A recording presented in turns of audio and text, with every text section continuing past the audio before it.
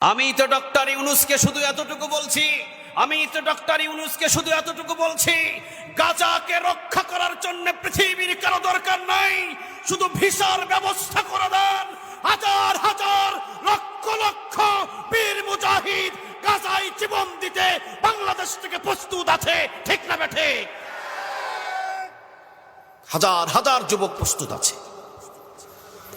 যদি গাজায় যাওয়ার শুধু ভিসার ব্যবস্থা করে দেন, দেখেন জীবন কিভাবে দিতে হয়, লড়াই কিভাবে করতে হয়, গাজাকে কিভাবে রক্ষা করতে হয়, বাংলাদেশের যুবকরা সেটা ভালোভাবে জানে।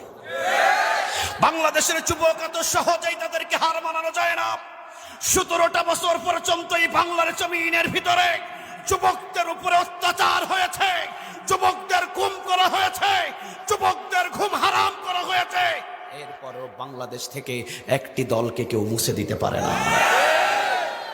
বাংলাদেশের যুবকেরা জানে, বাংলাদেশের বীর মুজাহিদেরা জানে যে 17 বছর নয়, 17,000 বছর যদি কোনো জালিম ক্ষমতায় বসে থাকে আর আমাদেরকে যদি হত্যা করে, হামলা দেয়, মামলা দেয়, জেল দেয়, জুলুম দেয়, এরপরও কোরআন বুকে নিয়ে ময়দানে 17,000 বছর লড়ে যাবে।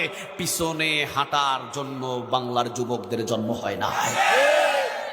এই জন্য আমি বলেছিলাম, যদি কোনো সুযোগ থাকে সুযোগ করে দেন। দেখেন বাংলাদেশের যুবক কিভাবে জিহাদের ময়দানে ঝাঁপিয়ে পড়ে, সারা বিশ্ব তাকিয়ে থাকবে, ঠিক না ঠিক?